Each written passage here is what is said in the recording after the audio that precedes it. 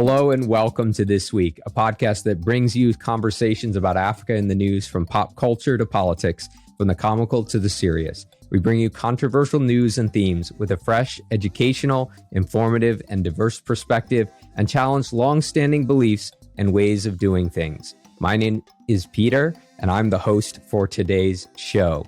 Make sure to subscribe to Leaders of Africa's This Week in your favorite podcast app and on YouTube. We are on Apple iTunes, Google Podcasts, and more. Engage with us in Leaders of Africa's Discord community. Tell us what news is on your mind this week. There are many things going on this week, including protests in Sudan and the conflict in Ethiopia. But let's hear from our panelists today. I'm joined today by Violet, Eva, and Gloria. Good to see you all, and Happy New Year. This is the first time we've been together in the new year, so Happy New Year to you all. Happy New Year to you too, Peter. Let's start with you, Eva. So in this new year, what's on your mind? Well, thank you so much, and Happy New Year to you. So as you said, a lot of things are going on. So this week, my theme is about drugs and alcohol. Well, the first one is actually a sad event that happened in Rwanda. 11 people in the southeastern district of Bugesera in Rwanda died after drinking a local brew made from bananas. And 4 people are currently receiving treatment in the hospital. And according to the Rwanda Food and Drugs Board, they found high levels of methanol in the stomachs of the victims, which they assume is the cause of the death. And currently, 5 people have been arrested, including the owner of the brewery. And as a result of this, the country is embarking on a campaign to clamp down on unauthorized local breweries. So I just want to hear from you, your perspective. I think for me, this is the first time I'm hearing something like this. Is clamping down on authorized local brews prevent future deaths and future incidences like this? And what can the government do to regulate these people to ensure that they are producing the right quantity and also the right quality of local brew if they want to do this? So, Violet, I just want to hear your perspective on this. Yeah, Eva, like you say, that's really sad, especially, coming into the new year. This is a time that people should be celebrating and, being happy. But then having so many people die from what I believe must have meant to be a celebratory event is really sad. But I might say that I'm not really surprised, probably because Uganda is right next to Rwanda, and many times sometimes we've had incidents like this. So we call it mwenge bigere. It's created from bananas, but, people use their feet to brew it. So they ferment the bananas and then they brew it. But of course, because it's homemade, there's no regulatory body to make sure that the alcohol levels are within check. So many times you'll find that the alcohol level varies by who is making the alcohol, and people drink it and sometimes they're okay, but sometimes we've had people die from it. And I don't really know what the government would do at such a point in time, because many times it does happen in rural areas. That's one thing. And then because, bananas are a staple in Uganda, people do have bananas in their compounds. And so someone will just walk to their garden, harvest a bunch of bananas and create the brew in their home. The neighbors probably won't even know because it's just for home consumption. And so it becomes very hard for the government to know what each and everyone is doing in their homes and then regulate it. And then on the other hand, you find that the normal beer that is brewed in the approved breweries is expensive, that most people who live in the villages can't afford it. So I would think that instead of regulating, perhaps the government could mostly embark on a sensitization campaign and just let people know that when you do this, you're actually risking so much more and it might cost you your life, and maybe take on that angle and people might respond. But in terms of actual regulation, I don't know that it's possible at the moment. I totally agree with what Violet said, because a lot of these brewery, sometimes restaurant are home-based. These are things people are doing in their home. It's very, very difficult for the government to get there. But just to add, in addition to education, as Violet said, campaign explaining to people the danger of consuming these kinds of drinks and eating food that were not prepared in the proper way. Making sure that people living in the rural area have access to places where they can actually purchase good quality drinks, so that they can have an alternative, to making their own things at home. Making sure that they've got access, I would say, is the second thing that the government should do, in addition to education. But of course, increase regulation. In the places where regulation is possible, government should definitely do more. Increasing issues with food, how food is produced, sanitation, health is a very, very important issue. And it's not just we're talking about drinks now, but this applies to food, meat markets. We've had many of these issues in the DRC, where people are consuming bush meat that we don't know how it was handled, how long it was out there, and it creates a lot of diseases. And I think regulation and also education is very important. Yeah, Gloria, you do have a point. And when you think about it in the grand scheme of things, I think at the end of the day, what needs to be done is to have, a general increase in the incomes of everybody, because people are doing this because they are poor. I'm quite sure everyone would like to have a proper beer, but then they have to think about that beer versus all the other competing needs for their money. But if we have a situation where people have more income and their disposable income is a lot more, then actually these problems will eliminate themselves, because they'll not feel the need to resort to crude ways of making alcohol for enjoyment.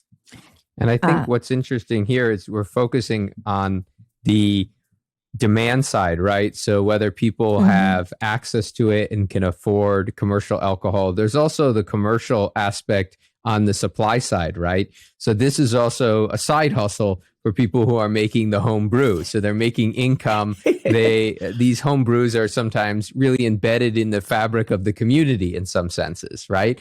And so it is also an economic generating activity. And like you said, Violet, this isn't just in Rwanda. You read this story and you're like, oh, is this just a case in Rwanda? But also in nearby Kenya, there have been a lot of incidences of death related to what the president of Kenya, Uhuru Kenyatta, has called in the past killer brew, right? And this is brew that has been laced with different chemicals or different compounds, such as methanol, in high amounts that can actually kill people. And it kills people in mass because everyone's drinking that one drink. It's not just one person drinking that vat. There are several people drinking it. So that's the major concern, that it's not just a one-off person dying from a bad drink or something of that nature, but it affects a lot of people. So I think one of the solutions that we've been sharing is the regulation that needs to take place so that this can be commercialized, can be a side hustle for individuals, but can be a side hustle that is safe and responsible, and is regulated. So I think coming together and having that regulation is going to be a key part of this, because you want to see a thriving drink industry. You don't want to see an industry that's dominated by foreign brews and foreign beers. And you also don't want a market that's dominated by one or two national beers, right? In Kenya, it's Tusker is their national beer in a sense. And so it's the dominant brand in Kenya. So you don't want just domination by those folks as well. You want to have a liberalized market like you see in a lot of countries around the world. But at the same time, you need that regulation for health and safety. Yeah, that is very true. Like, sensitization is something that they have to really embark on, and also tell the people about the effect of like the high levels of methanol in the case where the fermentation process goes longer than it should. Because you see, when people are doing some of this home brew, what they think about is that the more fermented it is, the stronger the alcohol level, right? And some people enjoy it like that. They like it to be very strong. But the side effect of it is like it also has health implications. So they have to educate people about it. As we were talking about this, I was also thinking about palm wine. Palm wine tend to be very safe because that one comes from like the palm tree directly. You don't need to add anything to it. If you want it to be stronger, then you leave it for some days for it to ferment it on its own. So I was just thinking, how about they promoting that one as the healthy choice instead of this? Also, the other downside of palm wine is that not everyone will have access to the palm tree to cut it out and tap palm wine from it. So it's also a long process. So at the end of the day, home made alcohol become like the best way to go. Very cheap, easy to make, easy process. So a lot of sensitization process have to take place. And I was also thinking about the government actually taking over and actually producing some of this drink by themselves and selling it at a cheaper rate for the people, if that is what the people want and if that is what people can afford. Like they can take it out themselves or actually bring this local community together to form what is called a cooperative for them to work together to start producing this, bottle it themselves and sell it at a very cheaper rate for people in the community. What do you guys think? Actually, even now that you mention it, I think that's a brilliant idea because even if we talk about A, sensitization, B, regulation, when you think about these brews, they do have a cultural component to it. So for example, in Uganda, we don't just have one type of local brew. You'll find that every community or tribe has their version of their local brew that's tied to their culture.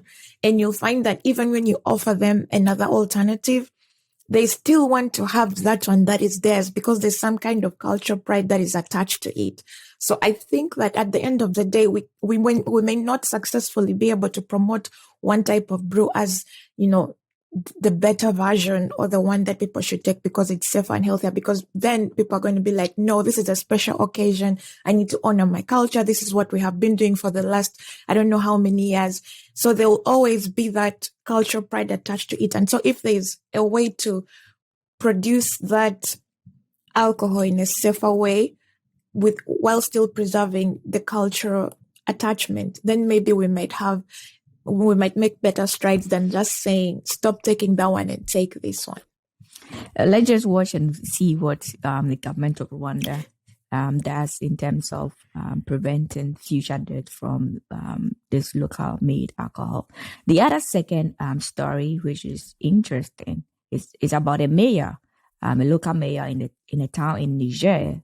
I mean, mayors are supposed to be those who enforce the law and also ensure that these laws are implemented really well. But this mayor, and what happened was that they were transporting about 440 pounds of cocaine. And this cocaine was smuggling from Mali, and it was being transported to Libya, then eventually to Europe. So it was really interesting how they managed to arrest these people. So the Niger Central Office for Repression Illicit Drug Trafficking said that they had information that there is a large quantity of cocaine that is being transported back and forth. So they were able to trace it. And when they found the car in a desert place in Fauci, they were able to arrest the driver. And it happens that the other person is a mayor of a local town in Niger. And this has come as a surprise to a lot of people because this is a mayor that is involved and is using like the government car in transporting this drug. So this is an interesting tactic. Like me using government car will not raise any suspicion, but unfortunately for him, it did. And also the attention that was brought about is that region in Niger, like the region is becoming a route for people trafficking drugs and also humans.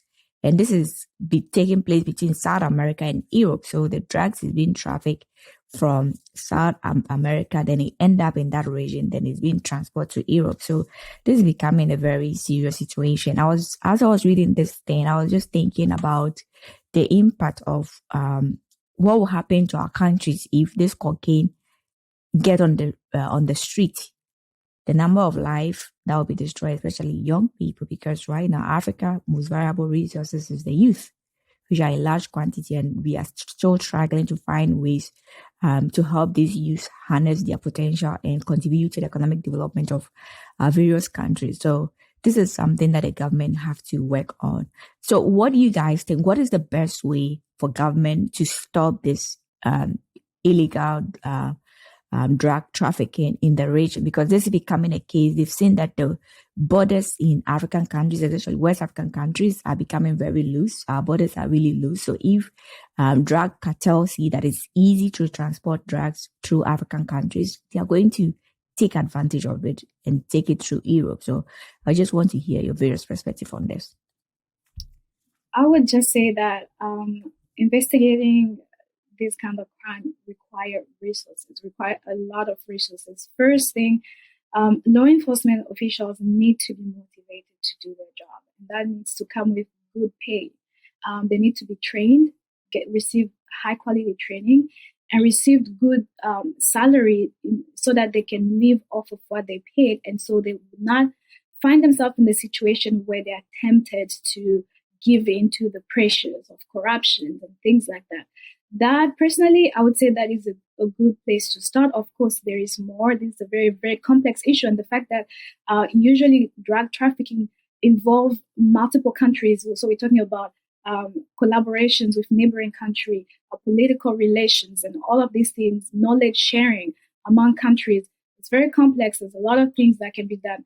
But each country, a place to start is to train law enforcement well, give them the tools, give them the resources, and give them a good pay so that they are satisfied in their job and they can go out there and have an incentive to actually go after these criminals. One thing I forgot to mention is that this drug is estimated to cost about 19 million.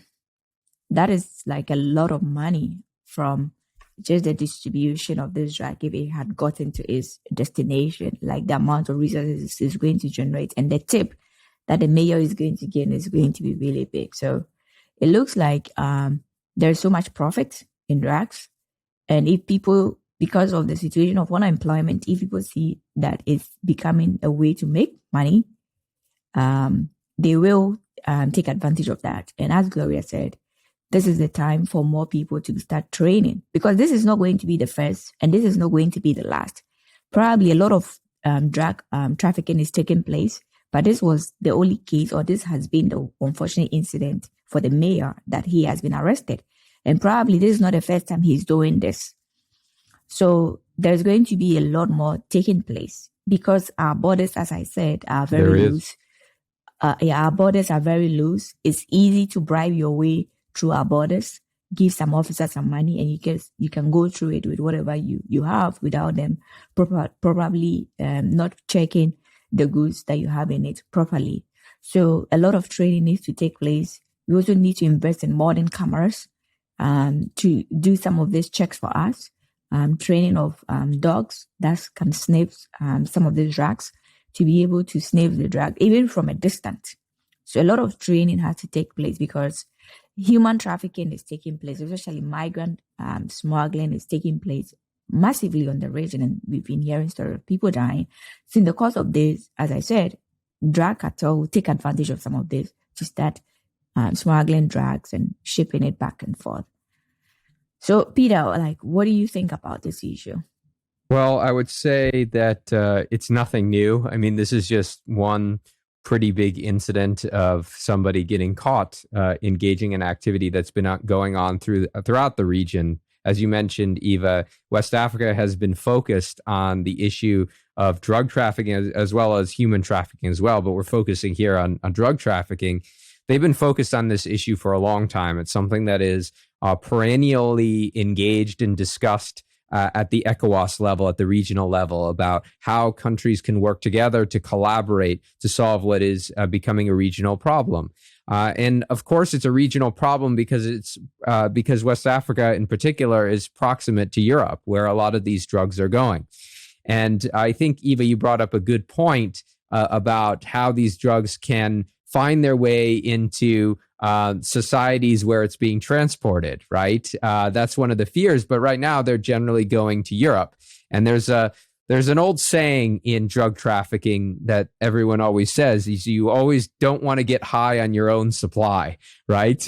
Because, if you get high on your own supply, your supply doesn't make it to its market and people end up dead, right? Because they've taken this expensive quantity and they've wasted it. They haven't brought it to market in the way that they should, right? And so it's not clear whether it's making its way into the markets or into people's hands right now, but that is a fear. But I think at the end of the day, it's something that, as we've all been saying, is something that, governments have to deal with. But I think the regional level, that is where you're going to have to work on some of these issues, because these are issues of transnational importance, right? One country could say, well, we're going to put into place some enforcement mechanisms, right? They can invest in some of the technologies you mentioned. They could get a grant or support from a foreign government to put in place some of these useful protections to prevent drug trafficking. But if your neighbor's not doing it, we know that it's just going to simply find a route around you, right? So if Ghana takes a hardline stance on this, but Togo does not, it's just going to move through Togo, right? And I'm not saying that Togo is sort of open to this, but I'm just making the broader point that there has to be a common line of defense in the region and the continent to enhance these capacities, right? And I think that conversation's ongoing right now. And hopefully it will deepen and broaden and engage, a broader international discussion on these issues, because it's not a one-time deal, as you've alluded to, Eva, not a one-time shot. Eva, you've been talking a lot about vice today. So you started us off in the new year on the subject of vice, right? Homebrewed alcohol, and then talking about drug trafficking, because these are two big stories of vice in the news. But I want to now turn to you, Gloria. Are we moving away from vice in this new year? Where are we going next? What's on your mind? Yeah, on my mind, unfortunately, it is a sad story. If you've been following the news, you would have seen that South Africa has lost one of its influential leaders in the person of Archbishop Desmond Tutu, who passed away on December 26th. So there are so many things that can be said about who he was as a person, but he was first and foremost a priest. That's what he was. And then he actually started out his career as a high school teacher, and he eventually switched careers to become an Anglican priest. Desmond Tutu became a prominent advocate for reconciliation in South Africa, and he actively campaigned against the apartheid regime, and he advocated for freedom for all people. He was known to be a very compassionate person, very sensitive with a sense of humor, a truly spiritual figure with a global influence. His message was mainly of justice and freedom for all people. And for South Africa specifically, which at the time was going through the oppression that was perpetrated by white minority rulers, not everybody necessarily bought into his message of unity and reconciliation. But as a person of faith, that's what he stood for. And that's his faith basically guided a lot of his efforts and a lot of his advocacy. But even after South Africa became a democratic country, he continued to speak out against injustices, and he was not afraid of criticizing the ANC, which is the ruling government. There were very, very few issues that Desmond Tutu had not spoken out about. He spoke on issues having to do with climate change, with education, with poverty, human rights abuses, LGBTQ. He was very, very active in the social space.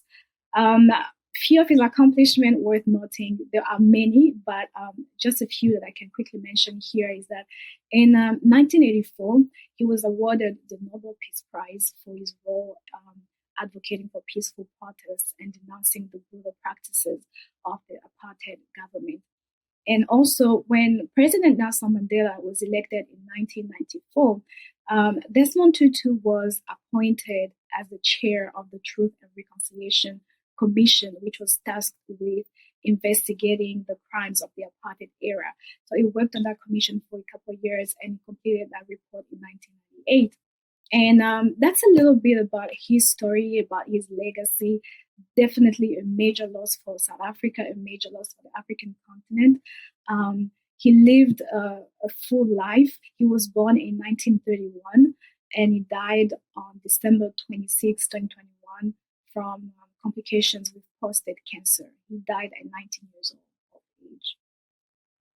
Wow, a very long and illustrative life. And I think one of the unique things about Archbishop Desmond Tutu is he was an international name. Everyone knew him, right? There are two names that you hear in every country, right? So even if you're in the United States or you're in Europe, you always hear the names of Nelson Mandela. Everyone has heard of or knows a little bit about him.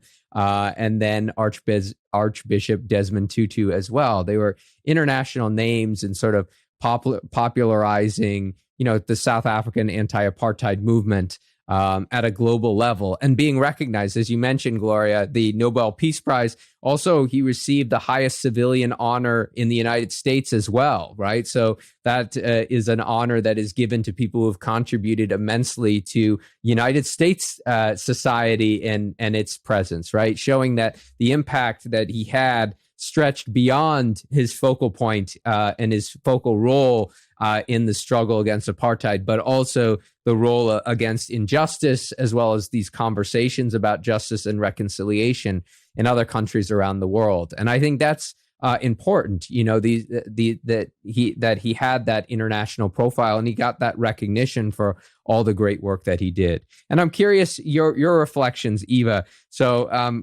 what was your sort of thought? I mean, we're all mourning the death of Archbishop Desmond Tutu now and reflecting on his legacy. How have you reflected on his legacy? Perhaps how has some of his thought shaped your thought as well?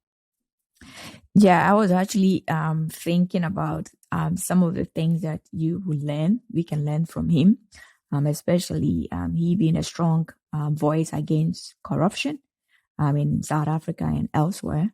And currently in our countries, we know that our leaders have become highly corrupt and they become very corrupt. So he actually was a voice against Zuma. We know about the story of Zuma. How he used state resources to enrich himself and some of his friends. And he was actually a critic against Zuma and actually told Zuma that what he's doing is actually not in the interest of the people, but is in his own interest. So I was just thinking about how we can also emulate some of his actions and speak against corruption. And actually, as I was reflecting on it, I was thinking like he was a priest, He didn't just say that, let me come and just be a priest and just do the work of God, save people and give them the gospel of Christ, and that is it. He saw that there is injustice. And if you read the Bible, areas that there were injustice, Christ actually spoke against those injustices, even against the Pharisees. We saw also John the Baptist speaking against Pharaoh. So I just feel like in our years now, most of our priests and our leaders have become very silent in terms of speaking against injustice in our society. And especially in African countries, especially the corruption that is going on and things like that. So I was reflecting that, we can do more, especially we people in the religious sectors and we people in the religious organizations can actually become those voice that speaks for the oppressed and also speaks for the fatherless and the widows, because these are some of the things that the Bible talks about. That is a true religion. And that is actually what he did. He didn't just speak for South Africa to be liberated. He spoke for everyone. If he saw injustice in some way, he spoke. He also actually spoke about injustice that that is taking place in Israel, between Israel and Palestine. These are some of the things that he's spoken about. So he didn't just focus about South Africa after the independence.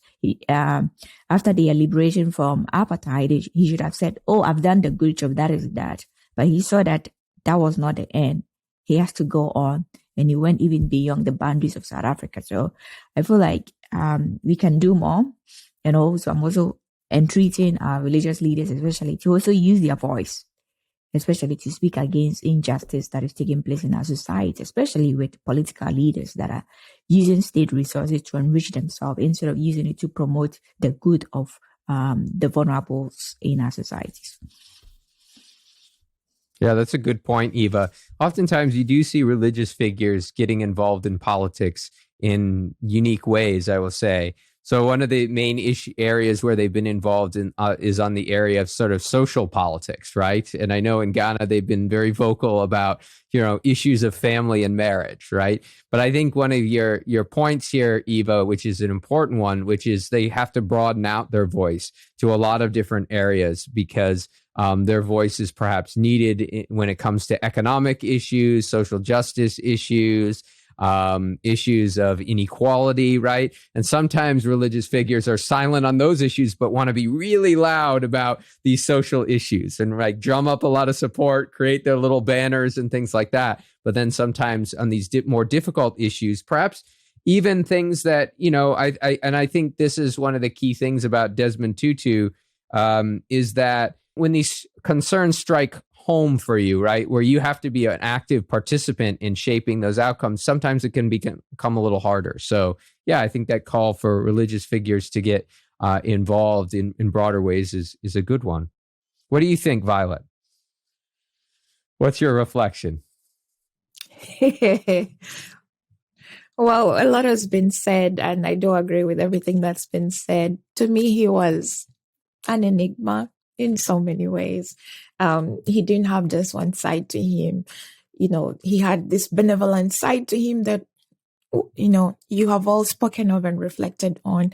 But depending on where someone stood and what they thought about his role in the whole political process of South Africa, then they would probably form their opinion, because, of course, there's also been talk about him being a Western stooge to promote capitalism, and that is why the United States shifted its support of the apartheid regime to, a Black South African government, because then they did have emissaries, if you will, who would be able to maintain that sort of political state in South Africa. And it, in the end, allegedly promoted the inequality that we still see right now, because South Africa is deeply unequal, and especially the Black people still continue to suffer extreme poverty. And it has been alleged that Desmond Tutu did play a very central role in what South Africa is at the moment. So, that is why I'm saying that to me, he was an enigma, and he had all these sides to him. And depending on what he thought about the political process and his role in it, then you would probably form an opinion. But of course, not all opinions are complete, because he was a complex man. But I must say that I was humbled by his humility at the same time, and knowing that he requested to be buried or having his body put in a very simple casket. That touched me, because for a man of his stature, he could have been buried in grandeur, his body put in one of like the best caskets, but he opted for simplicity. And for what it's worth, it did leave a message, and a very loud one, that no matter where you are in life, you can still choose to be humble. You don't have to be defined by all the glamour and pomp around you, but you can still choose simplicity and still be humble if you want to. And so, like I said, he was an enigma to me. He had so many sides, and I appreciate all the sides. And yeah, he truly was an icon, and I don't think we'll have another. Well, maybe we like can him. say never, right? We'll always have leaders that come up that will make unique contributions in their own unique ways in what was a unique period of history, a long period of history, of South African history. And you're right, Violet, there have been discussions about whether Archbishop Desmond Tutu, and I would include Nelson Mandela in this category, did enough to sort of deal with some of the long-standing inequalities that emerged out of the apartheid period. And that's something that's up for debate now. And we've had that discussion on This Week in the past about how well the government is doing at redressing these historical, long-standing, and structural inequalities there. And there is a lot of debate about his role, and that tension that sometimes people have or suggest between reconciliation on the one hand and sort of, healing on the one hand, and then dealing with, justice that perhaps tackles the problem, or perhaps redresses things, or perhaps mets punishment on the other hand, right? There's always that tension there. And his role as chair of the Truth and Reconciliation Commission was really at the focal point of that discussion, right? And so we'll continue to have that legacy, and I'm sure that that's nothing new. We're always going to talk as people pass on of their legacies, but we all mourn the death of Archbishop Desmond Tutu. So thank you, Gloria, for sharing that story with us in the new year. And lastly, coming back to you, Violet, what has been on your mind in this new year? Well, what's been on my mind is something rather lighter and not as heavy as the passing of Desmond Tutu or the people who have died from illegal alcohol, if you will.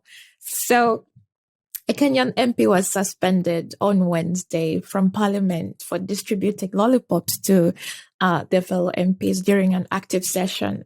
And they were accused of bribery. But in their defense, the lawmaker called Fatuma Gedi claimed that the sugar levels of the members had gone down after the day-long session. And so she was simply replenishing their sugar levels so they could have a more vigorous discussion.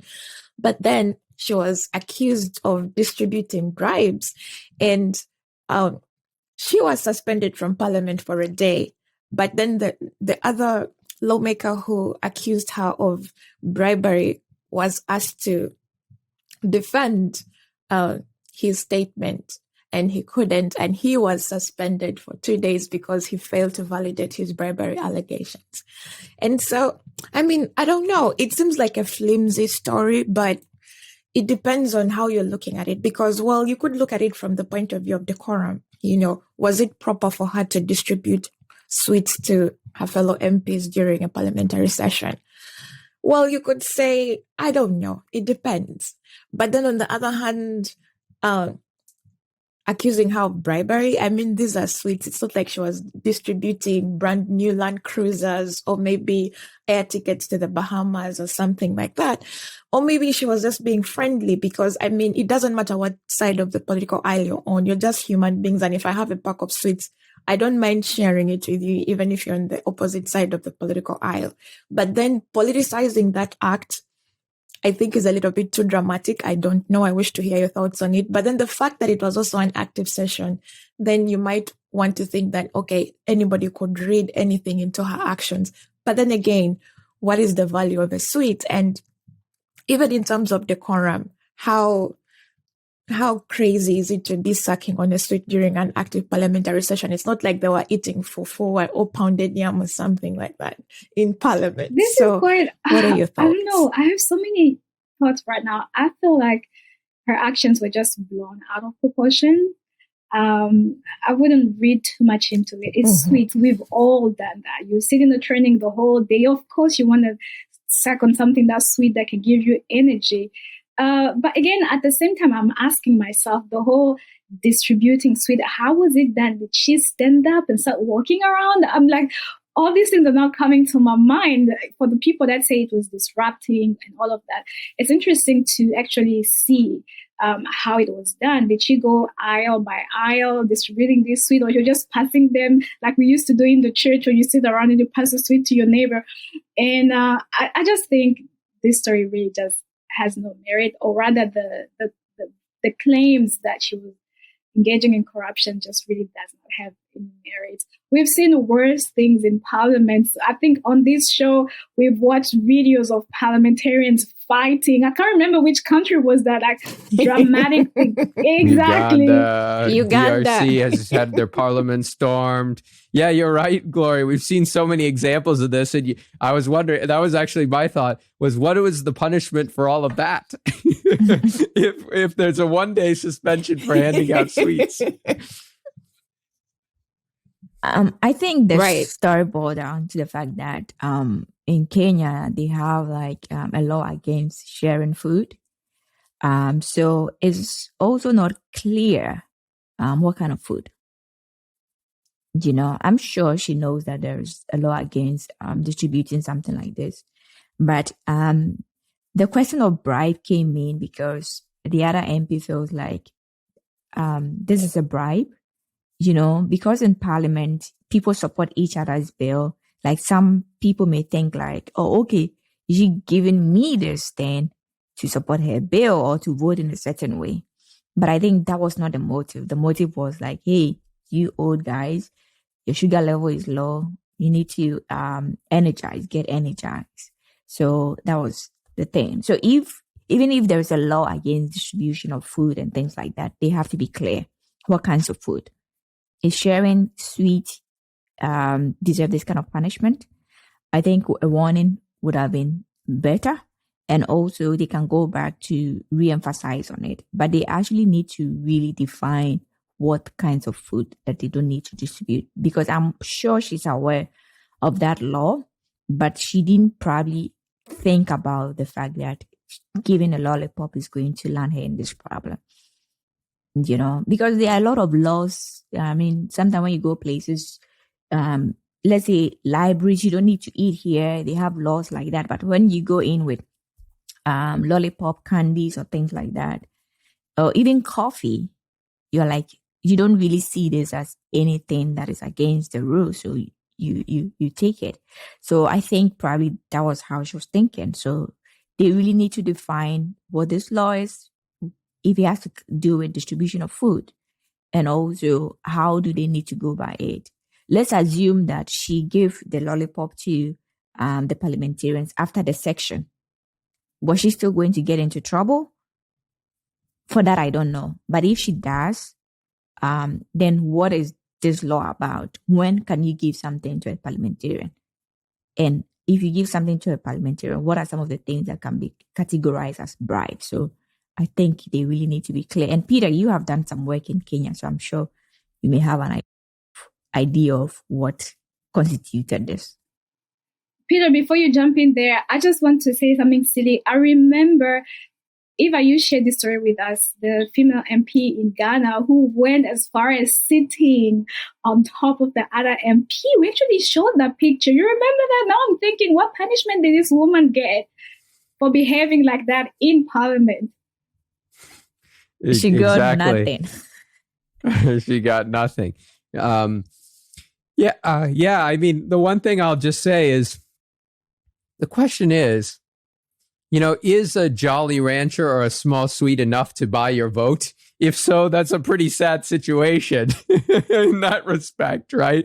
And I think, knowing Kenya, having studied, Kenyan politics, having, worked with some MPs, that it probably takes a lot more than a small candy to buy votes in the country, right? So I think this was more of a nice gesture in that case. And yeah, probably you're right, Eva. They have to define what decorum is in a more specific way. What is appropriate and what is not appropriate in the chamber or outside the chamber, and thinking about some of that. But before we close, I have to ask this question. We all have our favorite sweets, and we're just finishing up this festive season when we are all having some sweets, maybe here or there. So I just want to ask everyone to share their favorite sweet as we close out today's show. So Violet, we'll start with you. What is your special pleasure or favorite sweet? And you can say I avoid them, but we all know that there's got to be something that you enjoy here or there when nobody's looking. Unfortunately not. I am more into savory than sweet. So, exactly. So I don't have a favorite sweet, but I do love Belgian chocolates. I forget the name of the brand, but there's a Belgian chocolate that's shaped like a snail, like snails. And that's what I really try to eat, but it's still too sweet for me. So I'm more into the savory side of things. So I don't really have my goodness. Sweet, unfortunately, Peter. So yeah, so I just immediately, when you talked about favorite sweet, my thought for some reason just went all the way back to my childhood. So there used to be this very cheap sweet we used to call sweetie and pepper. Oh my gosh, because it was peppermint sweet. And so that peppermint flavor, we used to call it, pepper is air in Swahili. So like those sweet that kind of give you that air after you've eaten them. So we gave it the name sweetie and pepper, and we just love them. I'm generally now as an adult, I'm not into sweet like Violet, but I just thought of my childhood and the sweetie and pepper experience. I'm just like laughing. And the other sweet that I remember, sweet in kalanga. Now I'm like literally coming up with words that we used to use as a child. Sweet in kalanga was kalanga is nuts, peanuts in Swahili again. So there used to be this sweet. I think you melt the sugar, and then first of all you kind of roast your peanuts, and then on the one side on the pan you melt sugar, and then you mix melted sugar with roasted peanuts. Oh my gosh, I love those. So yeah, those are different things. If I could go back to my childhood, I would enjoy those. Wonderful. I identify with you, Gloria. I also like the melted sugar with peanuts in it. Then you let it sit for a while for it to be hard, and then you eat. Those were the things that I also enjoyed during my childhood. And there's one candy, it was called alewa. Alewa is like sugar, and they've added different colors to them. It wasn't really like your really candies, and also peppermint. So it was one of the cheap things that you could buy as a child. But right now, I don't really eat much sweet. It's like once a while, then I eat something. But in terms of eating a sweet, I mostly replace it with like, say, hot chocolate or something. But generally, I'm not into sweets right now.